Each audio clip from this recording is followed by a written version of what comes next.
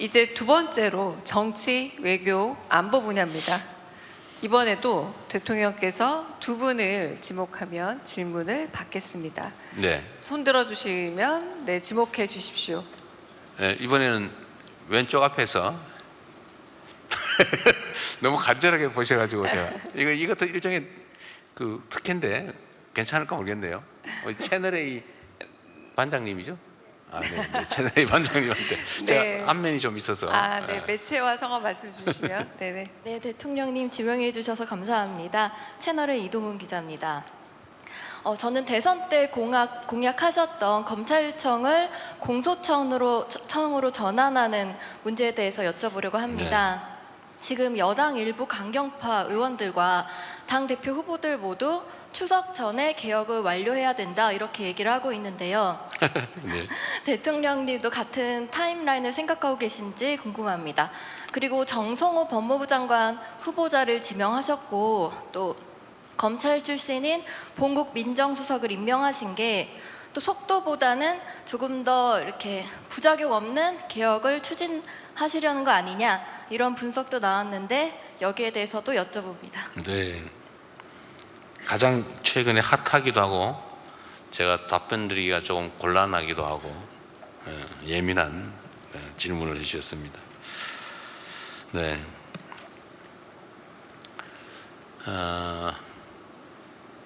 검찰 개혁 또는 이걸 포함한 사법 개혁은 사실 뭐 매우 중요한 현실적 과제죠. 뭐 저도 법조인이기도 합니다. 뭐 수십 년간 저도 송사에 매달려서 먹고 살았죠. 근데 많은 것들이 시대 상황에 맞지 않게 된 것 같습니다. 뭐 길게 얘기할 것 없이 기소 자체를 목표로 수사하는 그리고 기소에 맞춰서 사건을 조작하는 일은 결코 있어서는 안 되죠. 원래 법격언에 이런 말이 있어요. 법언이라고 하는데 아주 오래전부터 전해 내려오는 이제 법률에 관한 중요한 금원 같은 거죠. 10명의 범인을 놓치더라도 1명의 억울한 사람을 만들면 안 된다. 정말로 중요한 겁니다. 인권의 중요성을 지적한 건데 이거 뭐 수천 년 전에 원시 사회에서부터 있던 얘기입니다. 그런데 실제는 어떠냐? 저는 그런 생각이 들어요. 누가 사적인 목적을 가지고 사람을 잡아다가 어디 개인 감옥에 가둬놓고 또는 목숨을 빼앗거나 이건 나쁜 짓이잖아요. 이건 이론의 여지가 없는 나쁜 짓이죠. 절대로 용서할 수 없는.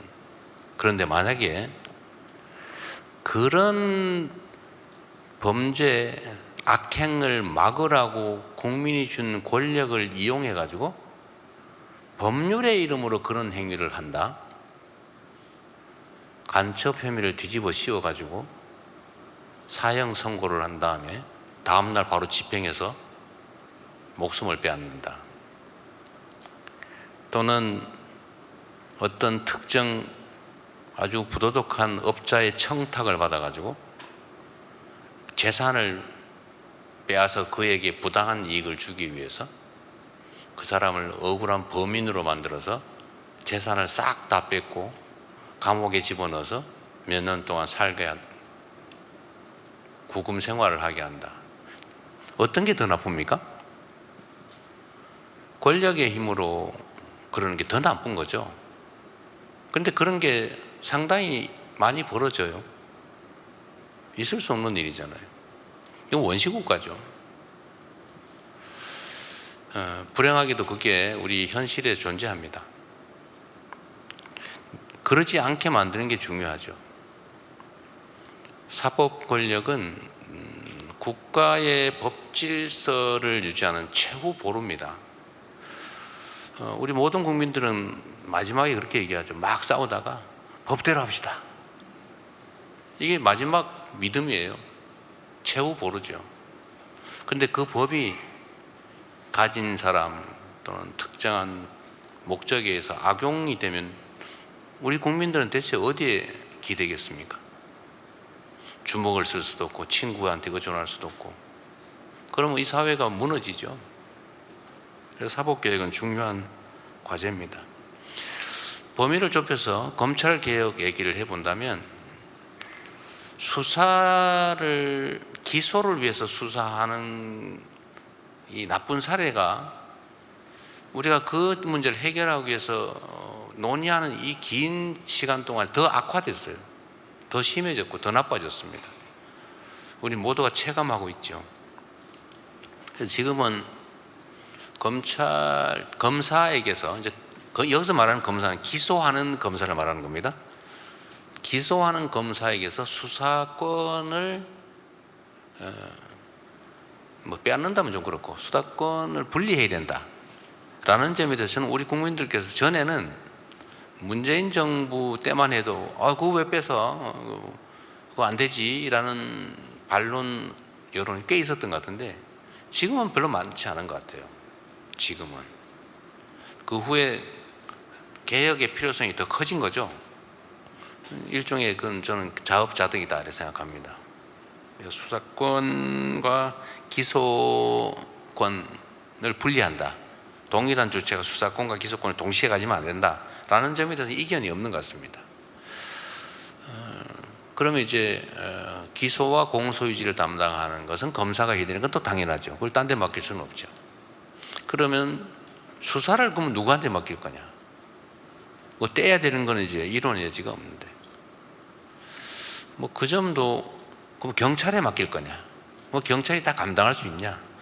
경찰의 비대화는 어떻게 해결할 거냐? 또 그 논쟁이 있죠. 그럼 경찰의 비대화 문제는 또 사실 지금 얘기 안 하고 있지만 그 부작용이 생길 수 있거든요. 권력은 집중되면 남용되니까. 그래서 어쨌든 분리하고 견제시켜야 되는데, 경찰의 권력 집중 문제는 이제 자치경찰 제도와 또 관련이 있습니다. 근데 그건 지금 여유가 있으니까 좀 나중에 미루더라도 수사권과 기소권을 분리한다라는 점은 이견이 없습니다. 그러니까 우리 이동훈 반장님이신가요? 네, 이동훈 반장께서도 왜 하냐 또는 하느냐 마느냐를 묻는 게 아니라 언제 하냐를 묻는 거죠. 추석 전에 하자라고 지금 당대표 후보들부터 열심히 말씀하시는 것 같습니다.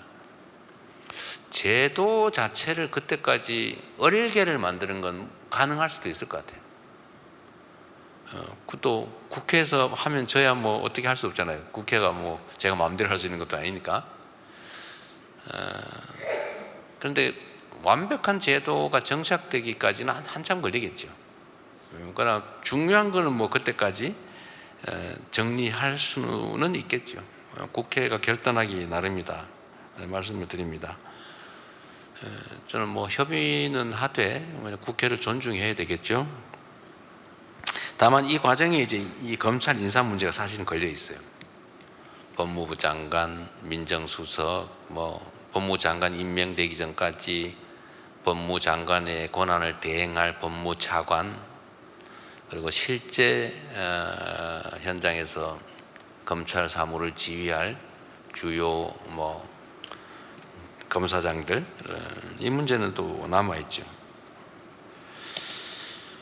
이게 속도하고 관계가 있냐는 질문에 대해서는 제가 관계가 있는 것 같기도 하고 없는 것 같기도 하고 제가 그 생각은 안 해봤어요. 근데 관계가 조금 있어 보입니다. 근데 제가 자주 말씀드린 것처럼 검찰 개혁은 국회가 하는 겁니다. 이 제도를 바꾸는 거기 때문에 정부 내에서, 근데 검찰도 정부의 일원이니까요. 정부 안에서 서로 타협해 가지고 정할 문제가 아니고 국회가 입법적 결단을 할 사안이기 때문에 우리 정부에서 할 일은 그로 인한 갈등, 부작용 이런 걸 최소화하는 게 필요하죠. 좀 원만하게 또 신속하게 될 수 있도록 하는 거. 그러려면 이제 우리 대통령실 안에도 또 정부 안에도 또 검찰을 좀 잘 이해하는 사람이 맞는 게 좀 유용성이 있겠다. 네, 그런 판단을 한 겁니다. 그리고 그 담당자들이 아까 잠깐 말씀드렸습니다만 그 담당하는 주요 인사가 과거에 누구와 가까웠느냐, 그 가까웠고 아는 사람이고 뭐 인연 있는 사람을 다 골라내면 남는 게 거의 없을 것 같아요. 말씀드린 것처럼 그러나 공무원, 특히 그게 누구든 간에 직업 공무원은 선출된 권력의 의사에 따를 수밖에 없어요. 안 따르면 바꾸면 되지 뭐. 임기가 있는 선출직이나 임기가 있는 공직자와는 다르잖아요. 뭐 누구든 간에 제가 아무 데나 바꾸면 되죠. 결국 대통령이 결단할 사안, 그리고 국회가 입법할 사안들이어서 그 개별 인사에 대해서는 너무 걱정하지 않으셔도 된다. 그 말씀을 좀 드리고 싶고요. 속도와 관계가 있는지는 아까 말씀을 드린 것 같습니다. 네. 네. 제가 좀 속도를 내야 될 것 같아서요. 내가 말을 좀 줄여볼 테니까. 이번에 좀 외신 기자분에게, 왜냐하면 정치 그러시죠. 그리고 안보 분야도 있으니까요. 좀 넘겨보겠습니다. 마찬가지로 외신 기자분들이십니다. 대통령께서 제가 지목해 골라요? 주시면 우리 여성 먼저 할까요? 어디? 네, 지목해 주시면 저희가 네, 순차 네. 통역으로 그럼 한 분 더 하시죠. 그럼 하는 드리겠습니다. 김에 외신 기자. 외신 기자 한 분 더 할까요? 네, 네. Okay, Kat Barton from the AFP News Agency. Good morning, Mr. President. Where is your administration at in terms of the tariff negotiations with America? And can you realistically achieve a deal 전혀 by 알아들을 next 수가 없네. week? Or are you hoping for an extension? 네, 여기서 순차 통역 해주시면. 대통령님 안녕하십니까? 저는 AFP의 캐터린 발톤 기자입니다. 여기도 잘못 알아듣겠는데 좀 천천히 말하세요. 예, 현재 미국과의 관세 협상이 현재 어떠한 상태에 있는지, 다음 주 관세 유예 기간 전에 완료될 가능성이 있는지 어떻게 보시는지 여쭙고 싶습니다. 네, 제가 천천히 해도 잘 알아들을까 말까 하는데 너무 말이 빠르셔가지고 관세 협상 얘기 제가 이거 분명히 물어볼 텐데 뭐라고 대답을 할까 고민을 사실 많이 했어요. 이건 이제 여러 가지 면이 있죠. 일단 보안 측면이 하나 있고 또 얘기 자체가 영향을 미칠 수도 있어서 참 말하기 어려운 주제이긴 합니다. 뭐 관세 협상이 매우 쉽지 않은 건 분명합니다. 지금 그렇다고 해서 7월 8일까지 끝낼 수 있는지도 확언하기 어려워요. 지금 최선을 다하고 있습니다. 최선을 다하고 있고 또 쌍방의 모두에게 도움이 되는 그야말로 호혜적인 그런 결과를 만들어내야 하는데 아직까지도 쌍방이 정확하게 뭘 원하는지가 명확하게 정리되지는 못한 상태입니다. 그러나 계속 노력하고 있다는 말씀드리고, 그리고 다방면에서 우리의 그 주제들도 매우 많이 발굴하고 있다, 그 말씀을 드립니다. 최선을 다하겠다는 말씀까지만 드리겠습니다. 네, 외신 기자 한 분 더, 그러면 대통령께서 한 번 더 네. 지목해 주시죠. 외신 기자는 그러면 저 맨 뒤에 계신 분으로 하죠. 누군지 모르겠는데 가장 저하고 멀다고 생각되는 분으로. 네. 네, 대통령, 안녕하세요. 일본 그렇군요. 산케신문 산케신문. 사쿠라이 노리오입니다. 좀 늦었는데 진인 축하드립니다. 그리고 당 대표 하실 때 우리 외신하고 소통도 많이 노력해 주셔서 감사합니다. 대통령께서도 계속해서 우리 외신하고도 소통하시기 바랍니다. 일본과의 협력 관계에 관한 질문하겠습니다. 대통령께서는 그 한미일 협력, 일본과의 협력을 늘 강조해 오셨는데 특히나 일본에서는 북한 문제에 있어서 일본이 납치자 문제의 해결을 재우선하고 싶다고 그렇게 말하고 왔습니다. 그 북한 인권 문제에 있어서 한국과 일본은 어떤 협력을 할 수 있는지, 그리고 안보 문제에 있어서는 일본과의 어떤 협력을 할 수 있는지, 특히 올해는 그 한일 수교 60주년 됐습니다. 그리고 한국에서는 간복 80년 됐는데 일본과의 옛날처럼 김대중 오부치 선언처럼 건동 문서 같은 거 마련하실 생각이 갖고 계시는지 궁금합니다. 감사합니다. 네. 우리 전에 점심 먹을 때 같이 한번 봤던 분이신가요? 네. 제가 저 때 우리 외신 기자분들하고 점심을 한번 한 일이 있는데 어디서 이상하게 중국 모 언론하고만 했다고 이상한 기사를 한번 나왔던 그때 만난 그분이시군요. 네. 저분은 일본 언론인이십니다. 네. 아직도 이 대명천지에 그런 명백한 가짜 뉴스가 행행하는 것은 참 이해하기 어렵습니다. 네, 질문 감사드리고요. 한일 관계에 관해서는 참 예민한 의제들이 많죠.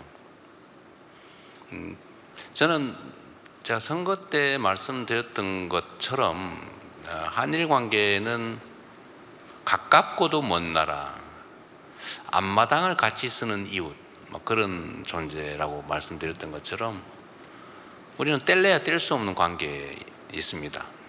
또 자유민주 진영의 일원이기도 합니다. 그래서 또 하나는 북한의 핵과 미사일 위협에 노출되어 있다는 점도 똑같죠. 또 미국과의 관계에서 특수한 동맹관계에 있다는 점도 같습니다. 뭐 전략적인 또 군사적인 측면에서도 이해관계를 같이 하는 게 많고, 또 경제적으로도 협력할 여지가 많죠. 또 협력해야 됩니다. 또 민간 교류도 활발하죠. 연간 1230만 명이라든가, 지금 1200 수십만 명이 이제 오갑니다. 그런 만큼 우리는 서로에게 매우 중요한 존재들이죠. 그런데 또 한편으로는 과거사 문제를 아직 서로 청산하지 못하고 서로 그 과거사 문제 때문에 고통받고 있습니다. 대한민국도 고통받지만 아마 일본도 괴롭지 않겠어요? 좀 말끔하게 정리를 못하는 것도 괴로움의 일부죠. 또 독도를 둘러싼 영토 논쟁도 많죠. 영토 분쟁이라고 할 수는 없어요. 대한민국이 실효적으로 지배하고 있는 명확한 대한민국 영토이기 때문에 분쟁은 아니고 논쟁이 조금 있는 거죠. 이런 갈등 요소도 있긴 합니다만 저는 이 두 가지를 뒤섞을 필요는 없다고 생각해요. 그 문제는 그 문제대로. 그러니까 말씀드렸던 것처럼 전쟁 중에도 외교는 한다, 대화는 한다, 협력할 건 한다. 오른손으로 싸워도 왼손은 서로 잡는다. 저는 이런 유연하고도 합리적인 태도를 가져야 된다고 생각합니다. 그래서 일본과의 관계에도 제가 이번에 일본 총리를 G7에 가서 만났는데 엄청 반갑더라고요. 근데 그분이 어떤 생각을 저에 대해서 했는지는 잘 모르겠는데 제가 상상을 해보기로는 아마 꽤 경계심을 갖고 계시지 않았을까 그런 생각을 해요. 저는 전혀 그럴 필요가 없다는 걸 꼭 보여주고 싶었죠. 협력할 분야가 많이 있다. 예를 들면 북한의 핵 미사일에 대응하는 안보 문제에 관해서 당연히 협력할 게 있죠. 서로에게 도움되는 길을 찾아야 될 겁니다. 경제적으로도 협력할 게 많죠. 서로에게 도움되는 방향으로. 서로에게 저쪽은 손해를 보고 나는 그 손해를 통해서 이익을 보자 이런 관계가 아니고 서로 저쪽도 이기고 우리도 이익되는 그런 게 있죠. 두 가지 문제는 좀 분리했으면 하는 게 제 생각입니다. 얼마든지 가능하다고 생각해요. 김대중 오부지 선언과 같은 좀 한일 관계에서 명확한 관계 설정을 해놓으면 좋겠다. 뭐 그 점에 전적으로 동의하죠. 저도 계속 노력할 겁니다. 이번에도 사실은 좀 빠른 시간에 일본에 한번 갈 생각이었는데 일본이 선거 때문에 매우 바빠졌다고 해요. 그래서 지금 얘기를 하다가 좀 날짜를 확정을 못하고 있는 상태입니다. 셔틀 외교 보고는 제가 먼저 얘기한 거예요. 가까운 이웃 나라니까 뭐 복잡한 과정 거치지 말고 필요할 때 수시로 오가면서 오해는 줄이고 대화를 통해서 협력할 사안들은 또 협력하고 그렇게 했으면 좋겠다는 겁니다. 북한 인권 문제에 대해서는 예를 들면 북한의 인권 문제인지 북한과 관련된 인권 문제인지 좀 불명확하긴 합니다만 일본의 납치자 문제에는 관심이 매우 높은 걸 제가 압니다. 이시바 총리께서도 그 말씀을 전화 통화할 때 하셨던 것 같아요. 우리로서야 당연히 그게 뭐 북한이든 어디든 간에 이런 인권 침해 문제에 대해서는 해결하는 게 좋겠죠. 또 일본의 납치된 가족들 또 당사자들의 그 억울함은 가능하면 풀어주도록 하는 게 맞고 또 우리 정부로서도 할 수 있는 게 있다면 또 협력하는 게 또 맞겠죠. 근데 우리가 뭘 협력할 수 있을지는 잘 모르겠지만 어쨌든 납치자 해결을 위한 일본의 노력에 공감한다. 그 점은 분명하게 말씀드릴 수가 있습니다. 북한도 꽤 노력을 하는 것 같던데 그거를 부인하거나 또는 거부하거나 그런 건 아닌 것 같아요. 잘 해결되기를 바랍니다. 북한 내의 인권 문제는 사실은 매우 복잡하죠. 우리 대한민국 국내 인권 문제도 잘 해결해야 되겠죠. 북한의 인권 문제도 우리가 개별 사안에 대한 관심도 필요하겠지만 북한의 인권 문제는 북한 대중들의 삶을 개선하는데 인도적 지원을 하는 것도 역시 북한의 인권을 개선하는 데 도움이 될 수 있지 않겠느냐 그런 생각도 합니다. 네. 네, 저희가 조금 속도도 내고 그 질문을 조금 더 많이 받아볼 수 있게 제가 애를 좀 써보겠습니다. 나보고 말 짧게 하라 그 말이죠. 네, 알겠습니다.